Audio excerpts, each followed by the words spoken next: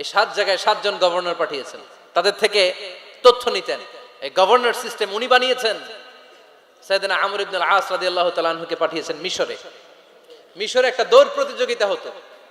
ওই দৌড় প্রতিযোগিতায় আমর ইবনে আল আস রাদিয়াল্লাহু তাআলা আনহুর ছেলে অংশগ্রহণ করেছে, কিন্তু এক মিশরি ওই দৌড় প্রতিযোগিতায় চ্যাম্পিয়ন হয়ে গেছে, রানার্স আপ হয়েছে আমর ইবনে আল আসের ছেলে। এবার মিশরি ফার্স্ট আর গভর্নরের ছেলে সেকেন্ড। রাগের চোটে আমর ইবনে আল আসের ছেলে ওই মিশরির মাথার মধ্যে কয়েকটা বাড়ি মেরেছে। মিশরি বলে, আমার মাল্লা কেন? তুমি খেলায় পারো না, আমারে মাল্লা কেন? কয়, আনা ইবনুল আকরামিন, আমি গভর্নরের পোলা, আমি যা বলবো এটাই হবে, আমার উপরে কথা নাই। মিশরি ওইখানে আর ঝগড়া বাঁধায় নাই, মনে দুঃখ নিয়ে মদিনায় চলে আসলেন। এসে বললেন, আমিরুল মুমিনিন, আপনি আমর ইবনুল আস রাদিয়াল্লাহু তাআলা আনহুকে মিশরের গভর্নর বানিয়ে পাঠিয়েছেন। একটা প্রতিযোগিতায় আমি চ্যাম্পিয়ন হয়েছি, ওনার ছেলে হয়েছে রানার আপ। কেন সে চ্যাম্পিয়ন হতে পারে নাই? এই কারণে আমার মাথায় লাঠি দিয়ে 3টা বাড়ি মেরেছে। বিচারটা দিছে কার দরবারে? কথা বুঝেন নাই বোধহয়?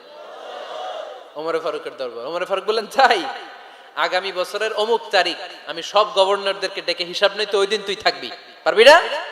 মিশরে বলে, পারবো মানে অবশ্যই পারবো। ওই দিন 7 রাজ্য থেকে 7 গভর্নর হাজির, গভর্নরদের ছেলেরাও হাজির, মিশরীয় হাজির।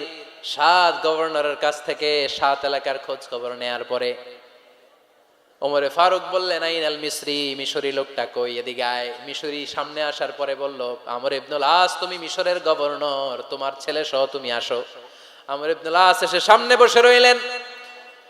এবার বললেন, ও আমর ইবনুল আসের ছেলে, তুমি নাকি ইবনুল আকরামিন গভর্নরের ছেলে, তুমি যা বলবা মিশরে নাকি তাই হবে, তোমার নাকি অনেক দাপট।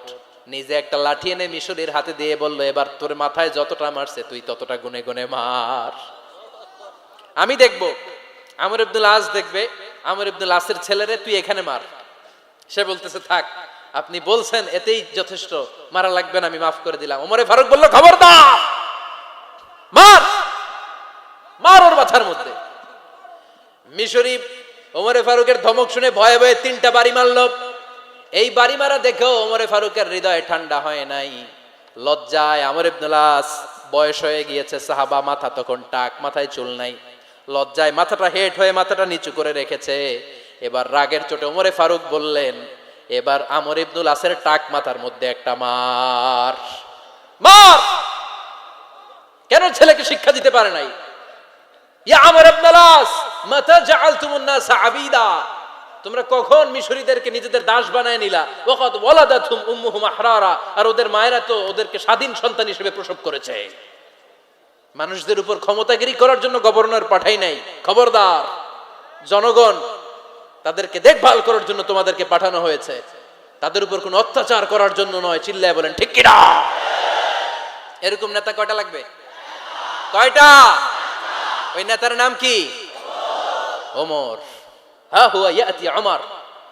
22 জায়গায় বিশ্বনবী কয় একটা, ওমরে ফারুক বলে আর একটা।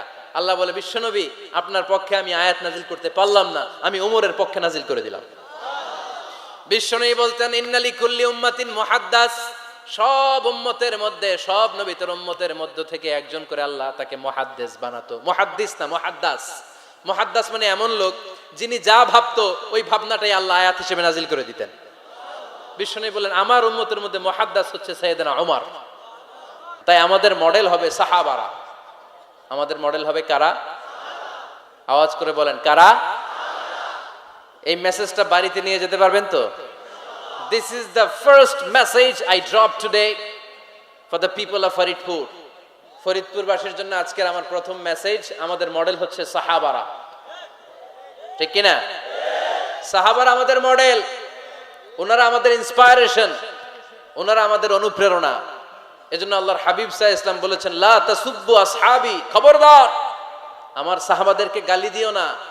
তোমরা যদি উহুদ পাহাড় পরিমাণ স্বর্ণ দান করো, আমার সাহাবারা ওই কঠিন মুহূর্তে যে 1 মুঠ চাল দান করেছিল, ওই চালের দানের সমান হবে না। আবার বিশ্বনবী বলতেন, খায়রুল কুরুনি কারনি সুম্মাল্লাযীনা ইয়ালুনাহুম সুম্মাল্লাযীনা ইয়ালুনাহুম, সবচাইতে শ্রেষ্ঠ যুগ আমার যুগ, তারপরে আমার সাহাবাদের যুগ, তারপরে তাবিঈদের যুগ। পড়েন সুবহানাল্লাহ। সবচাইতে শ্রেষ্ঠ যুগ হচ্ছে সাহাবাদের যুগ। নাকি এখন প্লেন আবিষ্কার হয়েছে, রকেট আবিষ্কার হয়েছে, মডার্ন টেকনোলজি সব আমাদের হাতে, এজন্য এই যুগটা শ্রেষ্ঠ নাকি? না, আল্লাহর হাবিব সাল্লাল্লাহু আলাইহি ওয়াসাল্লাম বলেছেন সাহাবাদের যুগটা হচ্ছে গোটা দুনিয়ার যত যুগ এই পৃথিবী দেখেছে সবচেয়ে শ্রেষ্ঠ যুগ হচ্ছে সাহাবাদের যুগ। চিল্লায় বলেন ঠিক কিনা? আবার আল্লাহ বললেন রাদিয়াল্লাহু তাআলা আন, রব্বুল আলামিন দুনিয়ার কোন গোষ্ঠীর ব্যাপারে, দুনিয়ার কোন জাতির ব্যাপারে, দুনিয়ার কোন মানুষদের ব্যাপারে রেদওয়ানুল্লাহ আল্লাহর সন্তুষ্টির কথাটা বলেন নাই, শুধু বলেছেন কেবলমাত্র সাহাবাদের জন্য। সুবহানাল্লাহ পড়েন। এজন্য সাহাবাদের নাম শুনলে কি পড়তে হয়? আমি যদি পড়ি আবু বকর, এরপরে কি পড়বেন? যদি পড়ি ওমর, যদি পড়ি আলী, যদি পড়ি উসমান রাদিয়াল্লাহু তাআলা আনহু, আল্লাহ তাআলা ওনাদের উপর খুশি হয়েছেন, ঠিক কি না? এজন্য সাহাবারা আমাদের মডেল। আজকে আমরা সাহাবাদের জীবন চরিত সম্পর্কে কিছু জানার চেষ্টা করব এবং সেই জীবনের আলোকে আমাদের জীবনকে আলোকিত করতে চেষ্টা করব ইনশাআল্লাহ। পড়েন। সবার মনোযোগ আছে তো? আজকে আমরা সাইয়েদনা ওমরে ফারুকের বায়োগ্রাফি সম্পর্কে জানব। ওমরে ফারুক রাদিয়াল্লাহু তাআলা আনহু, the superhero of this উম্মাহ। এই উম্মার সুপার হিরো তিনি, ঠিক কি না? ওনার মুখের আগে লাঠি চলতো বেশি। সুবহানাল্লাহ পড়বেন না? মাঝে মাঝে লাঠি চালানোরও দরকার আছে না নাই? সাইয়েদনা ওমরে ফারুক আমাদের জন্য অনুপ্রেরণা। Is the real superhero of Muslim উম্মাহ। তিনি এই উম্মার রিয়েল সুপার হিরো। এজন্য ওনার জীবনী থেকে আমরা কিছু শিক্ষা নেওয়ার চেষ্টা করব ইনশাআল্লাহ। পড়েন। সাইয়েদনা ওমরে ফারুক কিভাবে ইসলাম ধর্ম গ্রহণ করলেন, কিভাবে বিশ্বনবীর প্রাণের কলিজার টুকরা হলেন, এটা দিয়ে আমরা শুরু করি। আল্লাহ তাআলা সাইয়েদনা ওমরে ফারুকের হৃদয়ের মধ্যে 3টা ধাক্কা মেরেছেন, ইমানের ধাক্কা।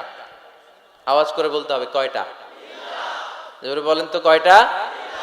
3টা ইমানি ধাক্কা। এক হচ্ছে বিশ্বনবীর দোয়ার ধাক্কা। এক কি? দোয়ার ধাক্কা। 2 হচ্ছে সূরা হাক্কা দিয়ে দিয়েছেন আল্লাহ এক ধাক্কা। সুবহানাল্লাহ পড়বেন না? 3 হচ্ছে সূরাতু তাহা দিয়ে আল্লাহ দিয়েছেন আরেকটা ধাক্কা। এই 3টা ইমানি ধাক্কা যখন সাইয়েদনা ওমরে ফারুকের হৃদয়ে লাগলো, উনি পড়তে আরম্ভ করেছেন আশহাদু আল্লা ইলাহা ইল্লাল্লাহ ওয়া আশহাদু আন্না মুহাম্মাদান আবদুহু ওয়া রাসূলুহু। চিল্লায় পড়েন আল্লাহু আকবার। বিশ্বনবী মক্কায় বসে বসে তাহাজ্জুদের সালাত পড়ে আল্লাহর কাছে দোয়া করলেন, আল্লাহ আল্লাহুম্মা আইজ্জাল ইসলাম বিআহাব্বির রাজুলাইনি ইলাইক। ও আল্লাহ, 2 জন লোকের নাম বলবো, 2 জনের দরকার নেই, এই 2 জনের একজনকে আপনি ইসলামের সুশীতল ছায়া তলে এনে ইসলামকে বিজয় দান করে দেন। মুহূর্তের মধ্যে দোয়াটা কবুল করে নিয়েছে কে? বিশ্বনবী বললেন, আল্লাহ 2 জনের নাম বলবো আজকের দোয়ায়। বিআবি জাহল ইবনে হিশাম, হয়তো হিশামের বেটা আবু জাহেলকে আপনি ইসলামের ভিতরে নিয়ে আসেন, কিংবা ওমর ইবনুল খাত্তাব, খাত্তাবের বেটা ওমরকে আপনি ইসলামের ছায়া তলে নিয়ে আসেন। ওমরে ফারুকের জন্য দোয়াটা কবুল করে নিয়েছে কে? মক্কার যে অবস্থা, আল্লাহর হাবিব সাল্লাল্লাহু আলাইহি ওয়াসাল্লাম বুঝলেন মক্কার এই 2 জনের একজন যদি আমার সাথে না থাকে তাহলে মক্কায় দাওয়াতি কাজ চালিয়ে যাওয়া যাবে। আল্লাহরে বললেন, আল্লাহ বেশি চাই না, এই 2 জনের একজন, হয় আবু জাহেল নয় ওমর, হয় আবু জাহেল নয় ওমর। বিশ্বনবী যখন দোয়া করলেন, এই দোয়ার একটা ইমানি ধাক্কা, নুরানি ধাক্কা সাইয়েদনা ওমরে ফারুকের হৃদয়কে স্পর্শ করে ফেলল। দোয়া ইজ লাইক এ মিসাইল। এই যে আমরা দোয়া করি, এটা মিসাইলের মতো। যুদ্ধে মিসাইল হামলা করে না? মিসাইল হামলা করার পরে এই মিসাইল লক্ষ্য বস্তুতে যে ভেদ করে, ঠিক কিনা? তেমনি দোয়ার মতো যদি আপনি দোয়া করতে পারেন, আপনি যেই জন্য দোয়া করেছেন ঠিক ওই জায়গায় যে আপনার দোয়া স্পর্শ করে। সুবহানাল্লাহ পড়বেন না? বিশ্বনবীর দোয়ার মাধ্যমে প্রথমে সাইয়েদনা ওমরে ফারুকের হৃদয়ে এক ধাক্কা লাগলো। 2 নম্বরে রব্বুল আলামিন সূরাতুল হাক্কা দিয়ে ওমরে ফারুকের হৃদয়ের মধ্যে দিলেন এক ধাক্কা। পড়েন আল্লাহু আকবার। কোরআনের ভেতরে সূরাতুল হাক্কা নামে একটা সূরা আছে না নাই? আল হাক্কাতু মাল হাক্কা ওয়া মা আদরাকা মাল হাক্কা। পড়েন আল্লাহু আকবার। বিশ্বনবী যখন দোয়া করলেন, ওই দোয়া যখন সৈয়দনা ওমর ফারুকের হৃদয়ে স্পর্শ করলো, সৈয়দনা ওমর ফারুক সব সময় বিশ্বনবীরে ফলো করতে আরম্ভ করলেন। বিশ্বনবী ডানে গেলে লুকিয়ে লুকিয়ে ওমর ফারুক ডানে যায়, বিশ্বনবী বায়ে গেলে লুকিয়ে লুকিয়ে ওমর ফারুক বায়ে যায়। বিশ্বনবী একবার মসজিদুল হারামে যে নামাজ পড়তে শুরু করলেন, ওমর ফারুক তখন বিশ্বনবীর পিছু পিছু ছদ্মবেশে পেছন থেকে যে বিশ্বনবী কিভাবে নামাজ পড়ে দেখতে শুরু করলেন। বিশ্বনবী ইন দা মিন টাইম এশার নামাজে আল হাক্কাতুমাল হাক্কা তেলাওয়াত শুরু করে দিলেন। আল হাক্কাতুমাল হাক্কা তেলাওয়াত শুরু করে দিলেন। তেলাওয়াত করতে করতে বিশ্বনবী যখন তেলাওয়াত করতেছে, ওমর ফারুক এরকম দুলতেছে আর মজা পাচ্ছে। ওমিয়া বিশ্বনবীর কণ্ঠ বুঝি আমার মতো কণ্ঠ, আপনার মতো কণ্ঠ, আহমদ বিন ইউসুফের কণ্ঠ, আব্দুল বাসিতের কণ্ঠ না? আহা, বিশ্বনবীর গলায় যে কি সুরের ঝংকার আল্লাহ দিয়েছেন, কি সুরের লহরি আল্লাহ দিয়েছেন, একবার যে শুনতো পাগল হয়ে যেত। আল্লাহু আকবার। বিশ্বনবী সূরা হাক্কা মন্ত্রমুগ্ধ তেলাওয়াতে, মন্ত্রমুগ্ধ সুর দিয়ে, মন্ত্রমুগ্ধ কণ্ঠ দিয়ে তেলাওয়াত করতে লাগলেন। এশার সালাতে ওমরে ফারুক দুলতে লাগলেন। ওমরে ফারুক যত শুনেন অবাক হয়ে যায়, যত শুনেন অবাক হয়ে যায়, যতই শুনে অবাক। কিরে? কারণ তিনি আরবি ভাষা বুঝতেন। এত সুন্দর শব্দের গাঁথুনি, এত প্রাঞ্জল বর্ণনা, এত সুন্দর অন্তমিল, এটা কবিতা না হয়ে পারে না। উনি মনে মনে ভাবলেন এটা মনে হয় কবিতা, it might be poem, it could be poem. Muhammad মনে হয় কবি হয়ে গেছে, তার কাব্য প্রতিভা দিয়ে সে এটা বানিয়েছে। তা না হলে এত সুন্দর কথা, এটা কবিতা না হয়ে পারে। ইন দ্য মিন টাইম বিশ্বনবী কিন্তু দেখতেছে না যে পেছনে ওমর। বিশ্বনবী তেলাওয়াত করছিলেন। ইন দ্য মিন টাইম বিশ্বনবী পড়ছিলেন ওমা হুয়া বিকাউলি শাইরিন কলিলাম মা তুমিনুন। এই আয়াতের অর্থ হলো এটা কোনো কবির কথা নয়, খুব অল্প সংখ্যক লোকই তোমরা ঈমান আনো। সুবহানাল্লাহ পড়ে। এটাকে বলে কোইনসিডেন্ট। কোইনসিডেন্ট, হুট করে অনেক সময় মিলে যায়, যায় কি যায় না? আপনি একজনের কথা ভাবতেছেন ভাবতেছেন, বাজারে গেলেন, বাজারে যেই দেখেন ওই লোকটা দাঁড়ায় আছে, এরকম হয় কি হয় না? কোইনসিডেন্ট। ওমরে ফারুক মনে মনে যেটা ভাবতেছে ওই কথা দিয়ে বিশ্বনবী তেলাওয়াত করতেছে। আল্লাহু আকবার।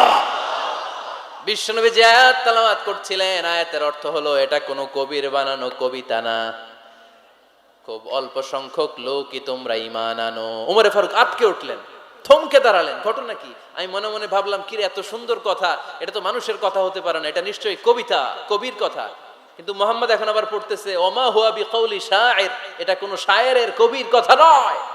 কলিলাম মা তুমিনুন, অল্পই তোমরা ঈমান আনো। তার মানে আমার মনে যা চলে মুহাম্মদ এটা টের পায়। মুহাম্মদ গণক। নাউজুবিল্লাহ পড়বেন না? মুহাম্মদ অনেক বড় মাপের একজন গণক। মানুষের হৃদয়ে কি চলে, মনে মনে কি ভাবে, মুহাম্মদ না দেখেও বলে দিতে পারে। ইন দা মিন টাইম বিশ্বনবী পরের আয়াতে পড়লেন ওয়ালা বিকাউলি কাহিনিন কলিলাম মা তাযাক্কারুন। এই আয়াতের অর্থ হলো এটা কোনো গণকের বানানো গণনা নয়, খুব অল্প সংখ্যক লোকই তোমরা উপদেশ হিসেবে এটাকে মানো। সুবহানাল্লাহ পড়েন। এবার আর ওমরে ফারুকের সহ্য হয় না, কি আজীব তামাশা।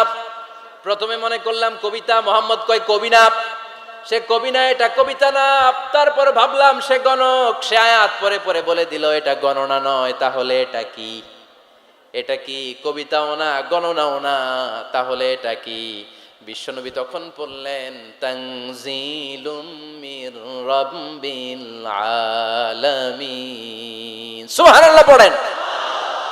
পরের আয়াত ছিল তানজিলুম মির রাব্বিল আলামিন। এটা দুনিয়ার কোনো কবির বানানো কবিতা না, এটা কোনো গণকের গণনা না, এটা কোনো সাহিত্যিকের বানানো সাহিত্য নয়, এটা মহাবিশ্বের পরিচালক রব্বুল আলামিনের কাছ থেকে পাঠানো কিতাব কোরআন। সূরা হাক্কার ধাক্কায় ওমরে ফারুক কাইত। প্রথমে ধাক্কাটা লাগলো যে দোয়া। বিশ্বনবী তাহাজ্জুদে কেঁদে দোয়া করলেন, আল্লাহ হয় আবু জাহেলরে দিবা নাইলে ওমররে দিবা। ওই দোয়া ওমরে ফারুকের হৃদয়ে ছোঁয়া লেগেছে।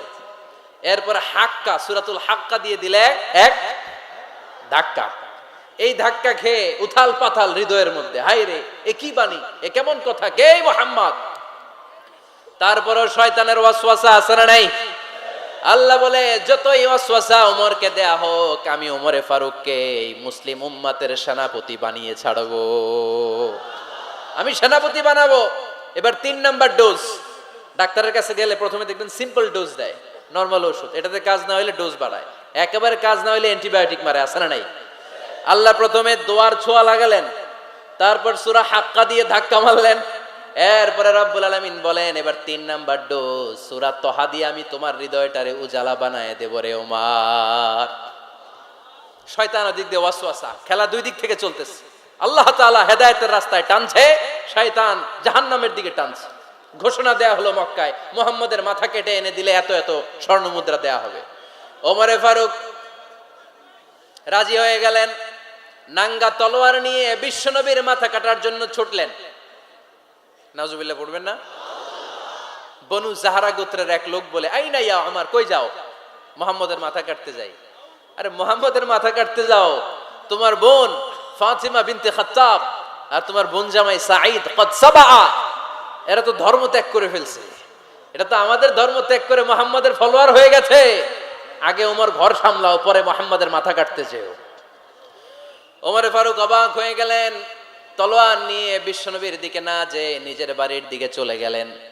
বিশ্বনবীর আপন বোন ফাতিমা বিনতে খাত্তাব, বোন জামাই সাঈদ আর খাব্বাব রাদিয়াল্লাহু তাআলা আনহু তিনজন মিলে সূরা তহা তেলাওয়াত করছিলেন। পড়েন সুবহানাল্লাহ। মক্কায় লুকিয়ে লুকিয়ে দাওয়াত হতো। খাব্বাব রাদিয়াল্লাহু তাআলা আনহু একটা চামড়ার ফলকের মধ্যে সূরা তহার কয়েকটা আয়াত এনে ওমরে ফারুকের বোন আর বোন জামাইকে শিক্ষা দিচ্ছে, ট্রেনিং দিচ্ছে। সুবহানাল্লাহ পড়েন। লুকিয়ে লুকিয়ে ওমরে ফারুক যখন ঘরে চলে আসলেন, এরা তটস্থ হয়ে গেল। সাইয়েদনা খাব্বাব বিছানার তলায় লুকিয়ে গেলেন। ওমরে ফারুক বললেন, দরজা খোলো। ফাতিমা বিনতে খাত্তাব দরজা খোলার পরে নির্মম ভাবে সাইয়েদনা ওমর রাদিয়াল্লাহু তাআলা আনহু বোনের গায়ে আঘাত শুরু করে দিল। বোন জামাইকে আহত করতে শুরু করলো আর বলতে শুরু করলো, তোরা পাগল হলি কেন? কি আছে ওই মুহাম্মাদের মধ্যে? কি জাদু নিয়ে এসেছে? সে যাই বলে লোকজন পাগল হয়ে যায়, সবাই তার উপর কালিমা পড়ে ঈমান এনে ফেলে। কি এমন জিনিস তোদের কাছে আছে যেটা দেখে মুহাম্মদকে তোরা ভালোবাসলি? কি আছে? কি পড়তেছিলি আমারে দেখা। ফাতেমা বলে, ইন্নাকা রিজসুন লা ইয়ামাসসুহু ইল্লাল মুতাহহারুন। ও আমার ভাই ওমর, তুমি নাপাক। তুমি কি? লা ইয়ামাসসুহু ইল্লাল মুতাহহারুন, পবিত্রতা অর্জন না করে এই কোরআন ধরা যায় না। সুবহানাল্লাহ পড়েন। ওমরে ফারুক গোসল করে আসলেন, কারণ ধাক্কা তো আগে কয়েকটা খাইছে। কথা বোঝেন নাই বোধহয়? প্রথমে দোয়ার ধাক্কা, পরে কোন সূরা দিয়ে ধাক্কা? হাক্কা দিয়ে ধাক্কা। 3 নম্বরে এখন আরেকটা ধাক্কা খাবে। গোসল করে আসলেন। ফাতিমা বিনতে খাত্তাব বললেন, গোসল যখন করে এসেছেন, এই নেন। ওমরে ফারুক এবার চামড়ার কাপড়ের মধ্যে সূরা তহার প্রথম আয়াতের দিকে নজর করলেন। নজর করেই কোরআনের প্রেমে পড়ে গেলেন। পড়েন সুবহানাল্লাহ। ওমরে ফারুক পড়তে আরম্ভ করলেন, তহা মা আনজালনা আলাইকাল কুরআনা লিতাশকা ইল্লা তাযকিরাতাল লিমান ইয়াখশা তানজিলাম মিম্মান খালাকাল আরদা ওয়াস সামাওয়াতিল উলা।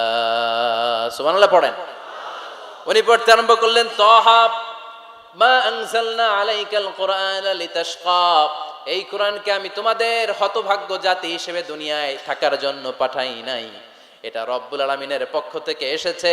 যারা রবকে ভয় করে তাদের জন্য আছে উপদেশ। যিনি আকাশ বানিয়েছেন, জমিন বানিয়েছেন, ওই আল্লাহ তাআলা নিজেই এই কোরআন পাঠিয়েছেন। আওয়াজ করে পড়তে হবে, আল্লাহু আকবার। উনি খুব ভালো আরবি জানতেন। সূরা তহা পড়ার পরে আর ধৈর্য ধারণ করতে পারে না। ওমরে ফারুক ছোট্ট বাচ্চার মতো কান্না শুরু করে দিলেন। আল্লাহু আকবার। সূরা তহাটা হাতে নিয়ে, তলোয়ারটা হাতে নিয়ে বিশ্বনবীর দিকে ছুটতে আরম্ভ করলেন। আইনা মুহাম্মদ, কোথায় মুহাম্মদ? তোমরা আমাকে মুহাম্মাদের কাছে নিয়ে চলো। বিশ্বনবী তখন সাফা পাহাড়ের পাদদেশে দারুল আরকাম ইবনে আলকামের ঘরে লুকিয়ে লুকিয়ে কোরআনের দাওয়াত দিতেন। ওমরে ফারুককে পাগলের মতো ছুটে আসতে দেখে বিশ্বনবীর চাচা হামজা ইবনে আব্দুল মুত্তালিব বলল, নবী আপনি পালান। ওই যে খাত্তাবের বেটা ওমর আপনাকে অপমান করার জন্য, আক্রমণ করার জন্য তেরে এসেছে। সাহাবীরা বললেন, নবী আপনি পালিয়ে যান, আমরা সামাল দেব। বিশ্বনবী বললেন, না আমি পালাবো না, বরং তোমরা সরে যাও। ওমর ইবনে আল খাত্তাবকে আমার দরবার পর্যন্ত আসতে দাও। আমার তো মনে হচ্ছে ওই যে তাহাজ্জুদের নামাজ শেষে চোখের পানি ছেড়ে যে আমি আল্লাহর কাছে দোয়া করেছি, আজকে আমার ওই দোয়াটা কবুল হতে শুরু করেছে। আমার তো মনে হচ্ছে আমার ওই দোয়া কবুল হবে, আসতে দাও। ওমরে ফারুক এসে বললেন, আশহাদু আল্লা ইলাহা ইল্লাল্লাহ ওয়া আশহাদু আন্না মুহাম্মাদান আবদুহু ওয়া রাসূলুহু। আমি সাক্ষ্য দিলাম আল্লাহ ছাড়া কোনো ইলাহা নাই, নিশ্চয় আপনি আল্লাহর প্রেরিত বান্দা এবং রাসূল। পড়েন সুবহানাল্লাহ। ওমরে ফারুক যখন কালিমা শাহাদা পড়ে মুসলমান হয়ে বিশ্বনবীর হাতে হাত রাখলেন, মুসলিম সাহাবীদের মধ্যে খুশি আর আনন্দের বন্যা বয়ে গেল। মুসলিম হাতে গোনা সাহাবারা আল্লাহর প্রশংসা করলেন। বিশ্বনবী সাইয়েদনা ওমরে ফারুককে জড়িয়ে ধরলেন।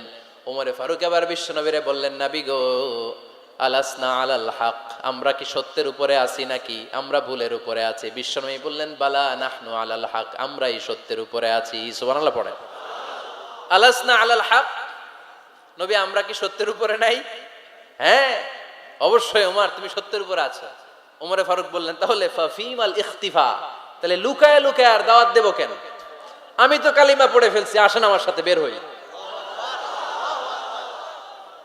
ফাফিমাল ইখতিফা, আর লুকায় লুকায় কেন? আসেন আমরা বাইরে বের হই। বিশ্বনবী বললেন, ওমর এটা মাক্কি জীবন, এখানে আমরা একটু গোপনে গোপনে দাওয়াত দিতে চাই। ওমরে ফারুক বলে, না, আমার দায়িত্ব, আমি একটা মিছিল দিতে চাই নবী।